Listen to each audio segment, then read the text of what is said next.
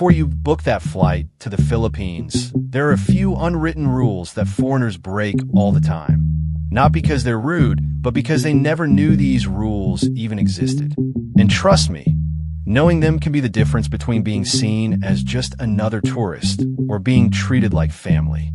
In this video, I'll walk you through 15 Filipino rules most foreigners don't even realize they're breaking, what they actually mean culturally, and how to get them right, so you don't accidentally offend someone or misread a situation completely. And the last one on this list, it's something foreigners think is a compliment, but locals secretly find disrespectful. 1. Don't rush greetings. Filipinos value warmth over speed. Take a second to smile, nod, or say hi back. Being too in a hurry feels cold. In many cultures, rushing through greetings is considered rude, but in the Philippines, it is a nuanced part of social interaction that foreigners often misunderstand. Filipinos place high value on respect for elders and social hierarchy, which dictates that greetings should be handled with care and patience, not quickly. The traditional gesture of respect, pagmamano, involves a younger person taking the hand of an elder and touching it to their forehead. It is typically done when meeting older relatives or esteemed individuals, and it is considered a way of asking for a blessing. Rushing or skipping this gesture is highly disrespectful and seen as a sign of bad manners. Filipinos use titles like P and OPO as a sign of respect when speaking to elders or those in authority. Forgetting these words or addressing someone too casually can be viewed as impolite. The greeting is accompanied by a softer, more respectful tone and humble body language. Rushing through the exchange, either with words or movement, can be mistaken for being flippant or dismissive. Unlike in many Western cultures where a quick hello and handshake suffice, Filipino greetings are relational and focus on establishing a personal connection. Greetings are not just a formality. They're a sign of recognizing the other person's presence and value. The exchange often leads to a short conversation where the greeter will ask about the other person's well-being and that of their family. Filipinos value giving their full attention during social exchanges, even a brief one. Rushing the interaction shows impatience and a lack of respect for the person's time. Filipino time refers to a more relaxed and flexible approach to time, especially in social situations. This cultural trait means that there is an expectation of a more leisurely pace when interacting with people. For a foreigner who may be used to promptness, this can feel like a lack of urgency, but it is simply a different cultural norm. The Philippines has a variety of greetings depending on the time of day and level of familiarity. For example, magandang umaga, good morning, is used early in the day, while magandang hapon, good afternoon, is used later. Choosing the wrong one or not using a greeting at all is a social misstep. 2. Yes doesn't always mean yes. Sometimes it means, I heard you, or I'm being polite. This confuses foreigners constantly. This nuanced aspect of Filipino communication stems from a cultural emphasis on preserving smooth interpersonal relationships, maintaining social harmony, and the avoidance of open confrontation. This communication style is typical of a high-context culture where implicit cues are valued over explicit statements. One of the most significant cultural values influencing this behavior is haya, or a sense of shame and propriety. To avoid embarrassing or offending someone, Filipinos may say yes or oh, the more polite version, even when they cannot fulfill a request or disagree with an idea. A direct refusal is often seen as rude or confrontational and could cause the other person to lose face or feel ashamed. The use of yes can also be a sign of polite deference, particularly when speaking to an authority figure or elder. It may simply mean I hear you or I understand the request, rather than I will do what you say. Open disagreement is seen as a major disruption to social harmony. To preserve the peace, it is more common to offer a vague or ambiguous affirmative than a firm, direct no. It falls to the listener to pay attention to subtle, nonverbal cues, such as tone of voice, hesitancy, or facial expressions, to discern the true meaning behind the yes. Filipinos are adept at using indirect language and providing plausible excuses, pellucid, to avoid a direct refusal. A yes might be followed by vague explanations for why something didn't happen, or a simple "I'll try" may be the real answer. To better understand the hidden meaning, it is helpful to consider the context of the conversation and the specific phrasing used. A hesitant yes may mean "I'm unsure." A vague yes maybe later could mean no. A polite yes might mean "I understand what you said." A non-committal "yes, I'll try" can signal that they will not be able to do it. For foreigners, especially those from low-context cultures that value direct communication, this indirect style can lead to frustration and confusion. Building trust and creating a safe space for open, honest communication is key to overcoming this cultural hurdle. 3. Never call older people by their first name. Use kuya, older male, or ate, older female. Instant respect. This is rooted in the deep-seated Filipino cultural value of pagalan, or respect for elders, authority, and social hierarchy. Instead of first names, Filipinos use specific honorifics and terms to address their elders and those in positions of authority. These titles are not just formal etiquette, but are a reflection of a person's standing in the family and community. Common terms include Tito and Tita, used for an uncle, Tito, and Aunt Tita. Filipinos often extend these titles to non-relatives who are of their parents' generation. Lolo and Lola. For a grandfather, Lolo, and grandmother, Lola. These terms are also used for any elderly person, even strangers. Pa and opa. These untranslatable words are added as sentences when speaking to elders to show respect and deference. In a collectivist society like the Philippines, respect is often granted based on age and seniority. Older individuals are seen as having more life experience and wisdom, which is recognized and honored through the use of proper titles. The use of titles helps maintain social order and clarifies the roles and relationships between individuals. Skipping these honorifics can be perceived as an intentional disregard for one's place in the social structure. The use of familial titles like Tito and Tita for non-relatives can also be seen as an act of warmth and affection, extending the feeling of family beyond blood relations. 4. Don't point with your finger. Use your lips or your hand. Finger pointing can feel aggressive. Pointing with your finger is considered rude and aggressive, especially when done toward a person. This differs from many Western cultures where it is a common, neutral gesture for giving directions or indicating an object. Filipinos use a more subtle and polite alternative, pointing with their lips. The Filipino aversion to finger-pointing stems from a mix of cultural values and superstitions. Pointing at a person, especially an elder or a stranger, is seen as disrespectful. The gesture can be interpreted as confrontational or impolite, violating the core Filipino value of pagalan, respect. According to older folklore, pointing with your finger could offend spirits or supernatural beings believed to live in nature, such as the Nuno Sa Punso, dwarf-like entities residing in anthills. To avoid misfortune, people developed the habit of using their lips instead, a practice that eventually extended to everyday interactions. Pointing is also seen as a tool for aggression. Using an index finger to wag at someone is a nonverbal way of scolding and signals you're in big trouble. To avoid causing offense, Filipinos use enguso, a Filipino word for lips, a subtle but clear gesture.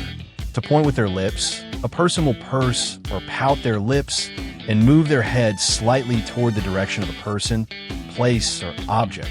This is often accompanied by an upward tilt of the chin. The gesture is considered a more gentle, polite, and socially acceptable way to give directions or draw attention to something, particularly in casual settings among peers. For many foreigners, learning this alternative to finger pointing is one of the more unique and surprising aspects of Filipino body language. For a visitor to the Philippines, understanding this nonverbal rule is essential for showing respect and avoiding social missteps. While finger pointing may be a subconscious habit, making a conscious effort to use a more culturally appropriate gesture like lip pointing or a chin gesture is a meaningful sign of respect for local customs. 5. No shoes inside someone's home. It's not always spoken, but always expected. Taking off your shoes before entering someone's home is a common cultural practice in the Philippines that foreigners often get wrong. Rooted in strong values of cleanliness, hospitality, and respect, this custom serves both practical and symbolic purposes. The most straightforward reason is to keep the home clean. Philippine streets and roads, especially outside of major metropolitan areas, can be dusty, muddy, and unsanitary. Wearing outdoor shoes inside would track this dirt and bacteria onto the clean floors, which are often waxed or covered in a material that can be damaged by shoes. For Filipinos, it is not simply a matter of preference, but a necessary practice to maintain a healthy and tidy living space. Studies have shown that shoes can carry a surprising amount of bacteria, including pathogens like E. coli. Removing one's shoes is a clear sign of respect for the home and its owners. It demonstrates that you value the effort they put into maintaining their living space. As part of their renowned hospitality, Filipinos often offer guests comfortable indoor slippers to wear inside. This gesture welcomes the guest into the family's inner sanctum. Culturally, there's a strong distinction between the outside world and the private, intimate space of a home.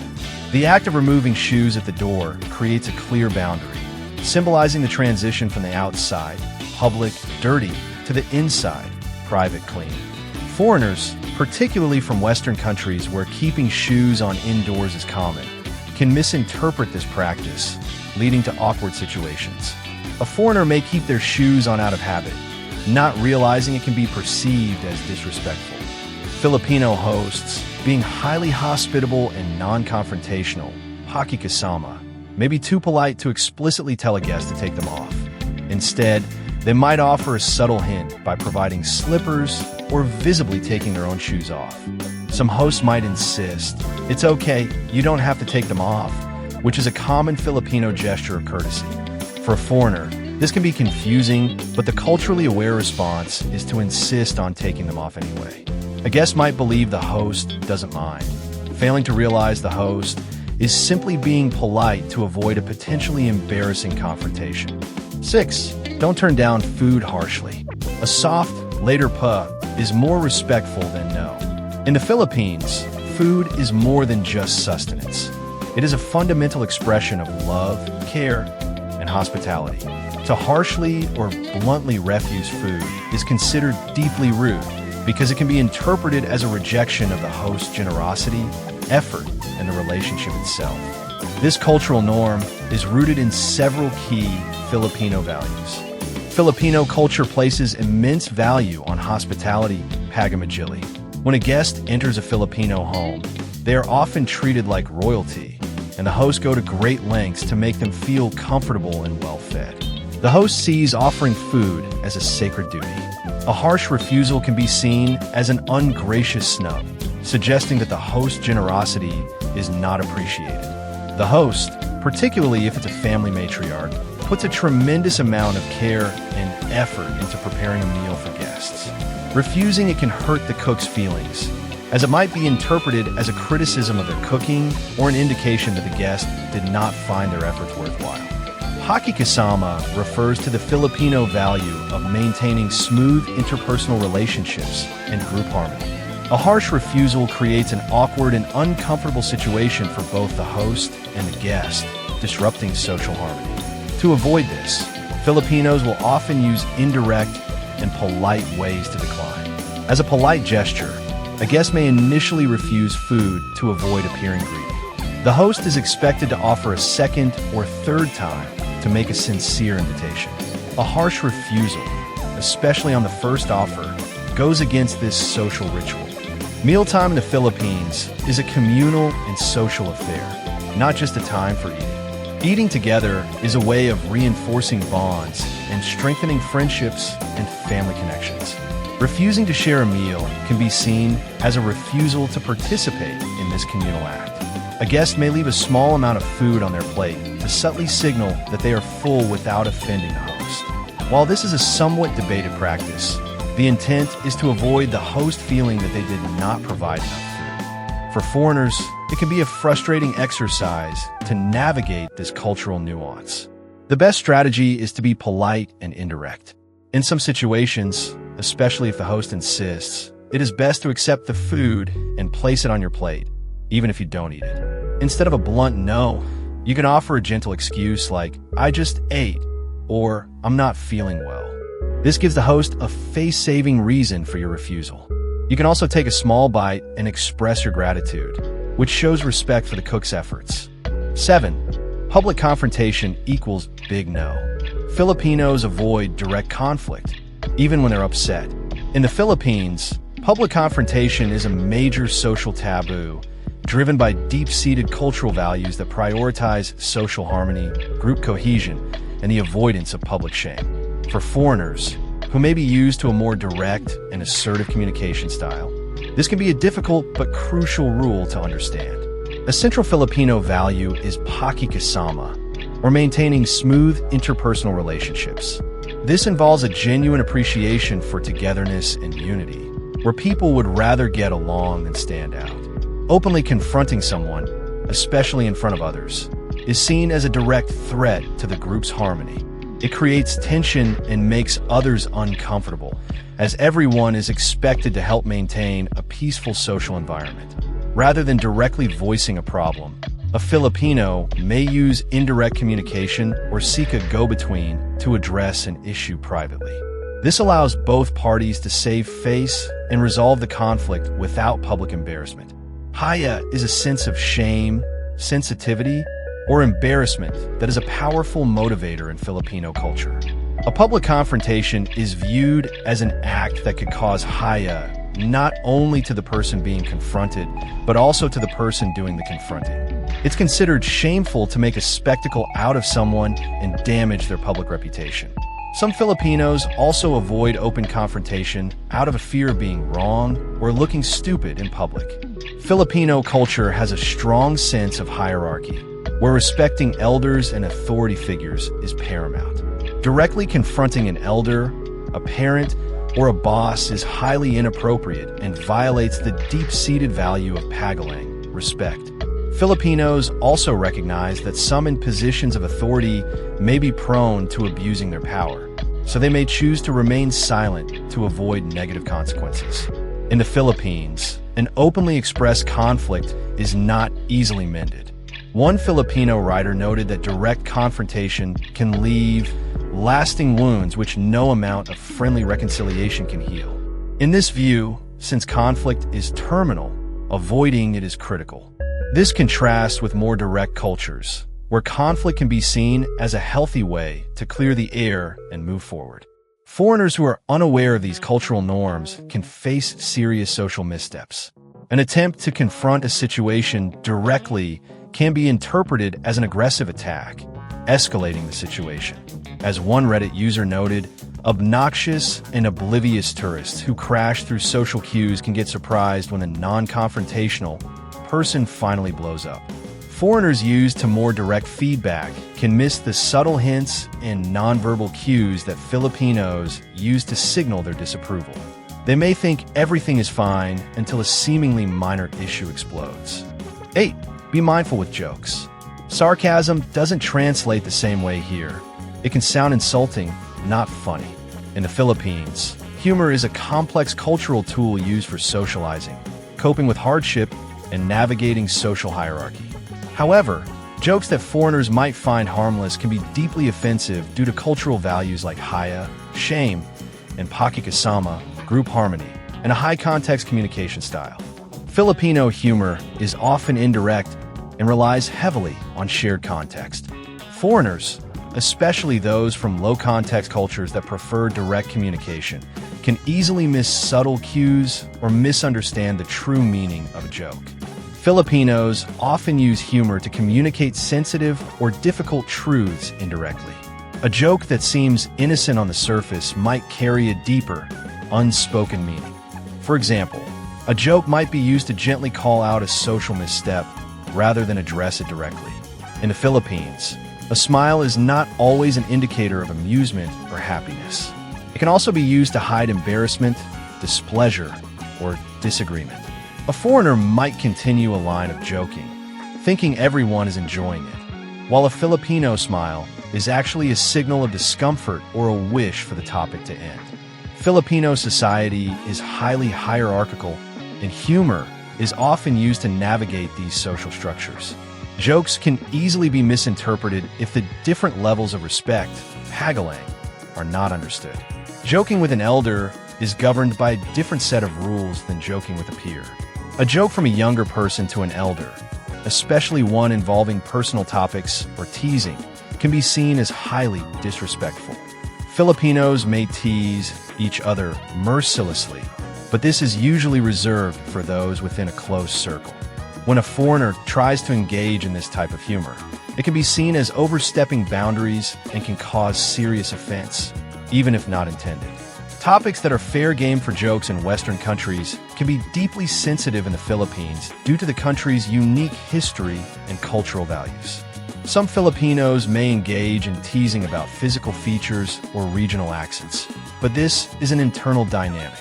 When an outsider, especially a foreigner, makes a similar joke, it can be interpreted as a form of prejudice or mockery. The Philippines is a deeply religious and predominantly Catholic country, so jokes about religious figures, faith, or practices can be seen as sacrilegious and insulting. Due to the value placed on group harmony, Filipinos will rarely confront someone directly for telling an inappropriate joke. However, the consequences can be significant and long-lasting. An insensitive joke can lead to a loss of respect and a cool reception from your Filipino companions. Because relationships are so important, an ill-placed joke can cause a permanent rift, and the person who is offended may never tell the joke teller directly what was wrong.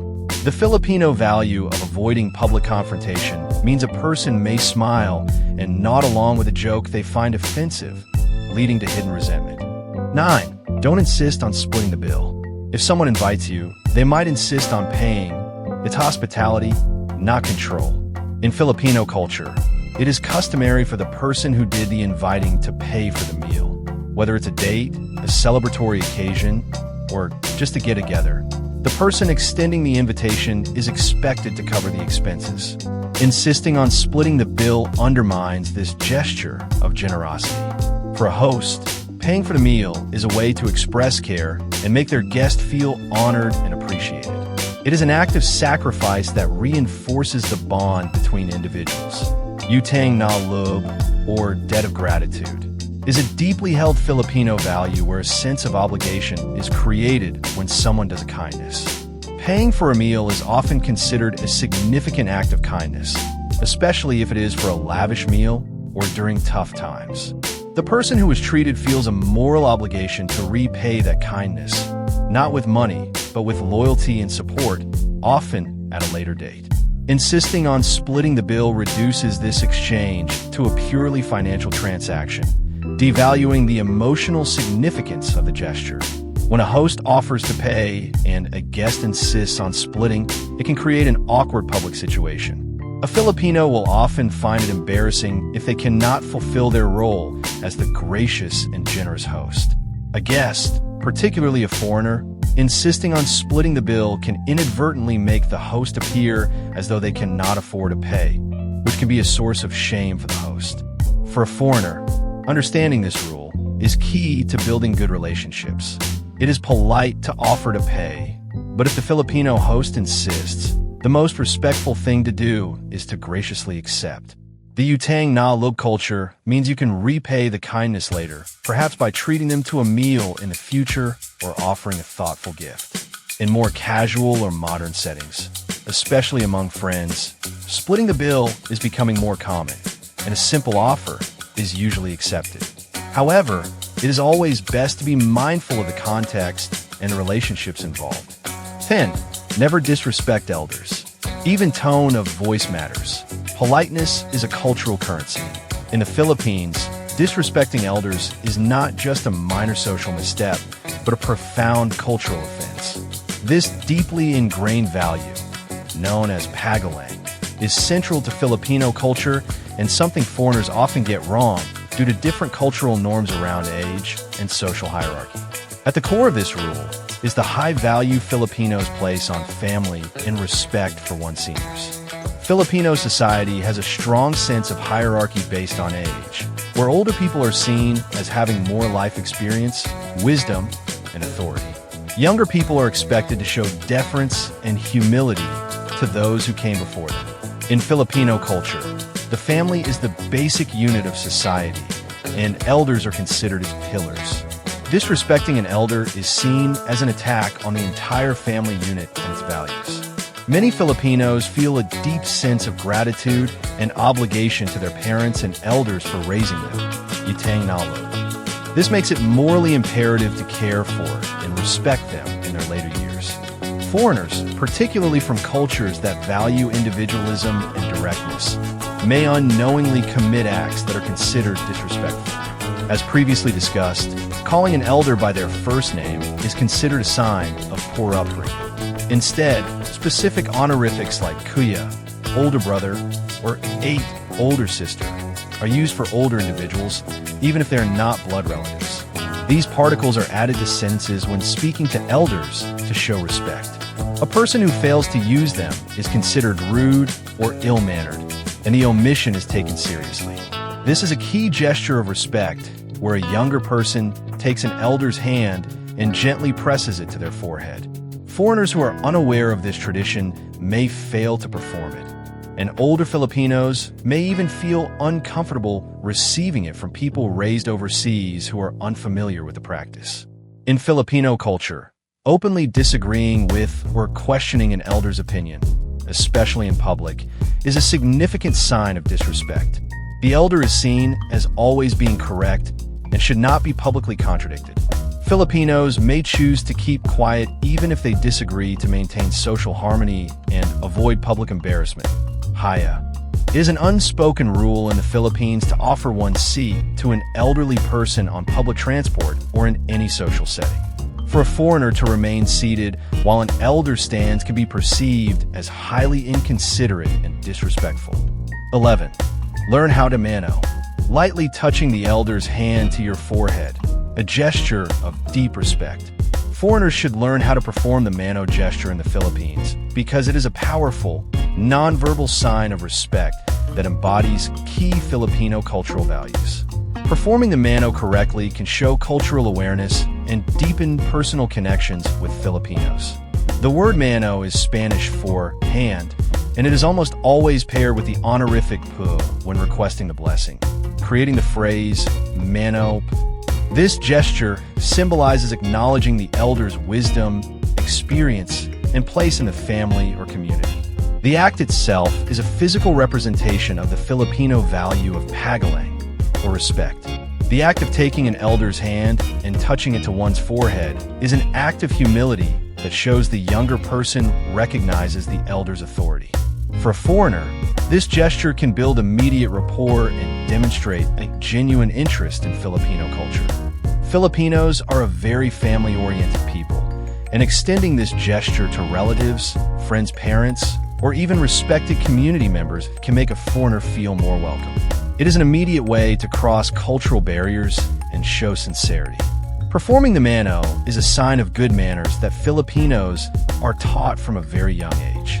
A foreigner who attempts and performs this gesture correctly will be seen as respectful and well-raised, earning the admiration of their hosts and anyone who witnesses the act. Understanding the ritual of the mano is a gateway to appreciating the deeper values of Filipino culture, such as the high regard for elders and the strong emphasis on family ties. It is more than a simple greeting. It is an insight into the Filipino psyche. 12. Don't brag or flex. Low-key energy is admired more than showing off. In the Philippines, flexing, or blatantly showing off one's wealth, achievements, or possessions, is considered rude and is a common mistake made by foreigners. This behavior clashes with core Filipino values that prioritize humility, social harmony, and consideration for others. Filipino culture places a high value on humility, kababonglo. This is in stark contrast to Western cultures, where self-promotion is often encouraged. Filipinos are often taught to be modest about their successes and not to boast about their accomplishments. Instead, they let their actions speak for themselves. If a Filipino has something to celebrate, they typically credit their family, friends, or even a higher power rather than taking all the credit for themselves. This reinforces the sense of community. A person who is flexing can make those around them feel inadequate or inferior, which creates an embarrassing situation for everyone involved. Filipinos go to great lengths to avoid causing embarrassment to others. Someone who constantly brags is seen as walang haya, or shameless. To be called walang haya is one of the greatest social offenses in Filipino culture. Filipino culture also acknowledges the negative emotion of inggit, or envy, and the potential for it to disrupt social harmony. Bragging about money, a successful career, or material possessions is viewed as unnecessarily inviting the envy of others. Filipinos often believe it is best to be discreet about one's good fortune to prevent resentment from festering. Filipinos have a concept called crab mentality, where individuals try to pull down others who are successful, much like crabs in a bucket preventing any one crab from escaping. While it's not a universally accepted trait, it underscores the need for humility and downplaying personal success. Flexing can alienate people and disrupt the peaceful, harmonious relationships that Filipinos cherish. It draws unwanted attention and can make others feel uncomfortable or resentful, which goes against the communal spirit. For foreigners, the lesson is that a public display of personal success can be perceived not just as poor taste, but as a hostile and insensitive act that disrespects the people and cultural values around you. 13. Filipino time is situational. Social events? Flexible. Business or government appointments? Quietly strict. In social settings, Filipino time reflects a cultural priority on relationships and human connections over rigid schedules. A guest might arrive fashionably late to avoid being the first person there, as this could signal overeagerness and potentially embarrass the host who might still be preparing. The relaxed schedule allows for casual, unhurried interactions. Rushing through a gathering to stick to a strict timeline can be seen as prioritizing a schedule over the people you are with. With frequent heavy traffic in urban areas, a flexible approach to arrival time is often a practical necessity, not just a cultural norm.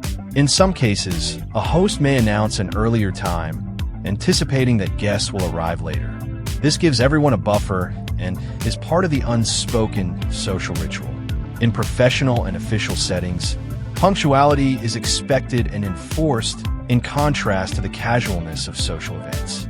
Being on time for a business meeting, interview, or official appointment is seen as a sign of professionalism and respect for the other person's time. Foreigners are expected to adhere to this strictly. Many government offices and formal businesses have set hours of operation, often from 8 a.m. to 5 p.m., and have policies for tardiness. While a business associate might not confront you for being late, it can be embarrassing for them, especially if they have to make excuses to a superior or an international client.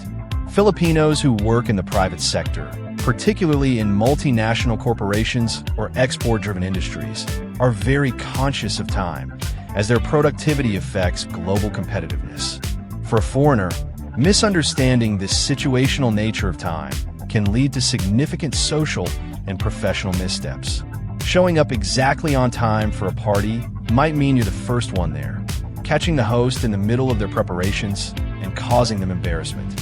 Assuming a business meeting operates on Filipino time and showing up 30 minutes late can be seen as a sign of disrespect, damaging your professional reputation. Forging new relationships often requires patience and flexibility, especially with social schedules. The key takeaway is that Filipino time is less about a universal disregard for punctuality and more about a cultural awareness of context.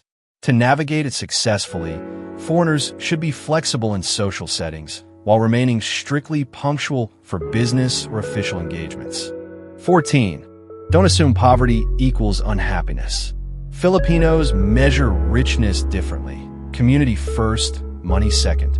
Despite significant economic challenges, many Filipinos maintain a strong sense of joy and resilience rooted in family, community, faith, and a positive outlook, rather than material wealth. In many Western, more individualistic cultures, success and happiness are often measured by material possessions and financial status. In the Philippines, collectivist society, Happiness is tied to non-material aspects of life. Filipinos have very close family ties, and happiness is often derived from the love and support of family, which is considered a gift from God. The Bayanihan spirit, helping neighbors in times of need, reinforces a sense of community and solidarity that contributes to overall well-being. Filipinos have a remarkable ability to remain optimistic and resilient in the face of adversity. This is not ignorance of their situation, but a learned coping mechanism. This resilience can give rise to the image of the happy poor, where Filipinos can be happy even with incomes below the national minimum wage. The Filipino smile is a common example of this. It can be a genuine expression of joy, but it can also be a way to face hardship with a positive outlook. Some critics argue that this carefree disposition can be a double-edged sword, leading to complacency. However, assuming Filipinos are happy because they're ignorant of national issues is a misinterpretation. For many, this mindset is a pragmatic approach to survival. Filipinos often reframe challenging situations as temporary and manageable. Faith and religion play a significant role, providing hope and a source of strength during difficult times. Foreigners who judge or try to fix a Filipino's life based on material wealth can cause offense. Judging a Filipino's happiness based on their income overlooks their profound emotional strength and the rich cultural support system that provides them with joy. Assuming Western standards of happiness apply universally is a failure to adapt to local culture and a sign of cultural arrogance. 15. Complaining loudly. Foreigners think they're just being honest. Locals see it as rude and embarrassing, especially in public. This behavior clashes with deeply ingrained cultural values that prioritize social harmony, avoiding public embarrassment, and using indirect communication to resolve issues. Loudly complaining, whether to a server, a shop owner, or just in general, disrupts the peaceful social atmosphere. It makes others around feel uncomfortable and is seen as a hostile and antisocial act. Filipinos are often more considerate of the emotions of those around them. A loud complaint can be perceived as lacking empathy for the person you are complaining to and for the people who must witness the confrontation. Publicly complaining is seen as causing a person to lose face, which can be deeply humiliating. Whether the person you're complaining about is a server, a government employee, or a business owner, a loud complaint is a public criticism that brings shame upon them. To prevent embarrassment, Filipinos prefer to address conflicts privately and indirectly. A foreigner's public outburst is viewed as aggressive, poorly mannered, and inconsiderate. Filipino culture is a high-context culture where indirect communication is the norm. Foreigners, especially from low-context cultures that value directness, often miss these subtle cues. Instead of shouting or making a scene, a Filipino may express dissatisfaction through subtle nonverbal cues, a soft-spoken tone, or jokes. It is up to the recipient to interpret the true meaning behind the message. If a serious issue needs to be addressed, it is often done through a third party or a go-between who can mediate the conflict privately, allowing both sides to save face. While loud complaining is seen as rude, noise in other contexts, like social gatherings, is often viewed differently. The key distinction is between social noise and confrontational noise. For example, loud music or boisterous laughter at a party is typically seen as fun, while a loud, angry voice is a sign of trouble.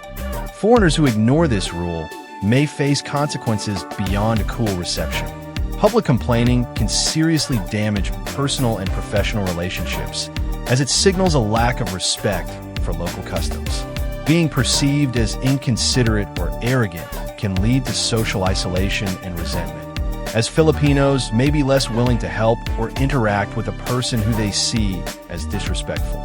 For some Filipinos, a foreigner's loud complaint may be interpreted as a colonial-minded or entitled attitude, where the foreigner believes they are superior and their needs take precedence.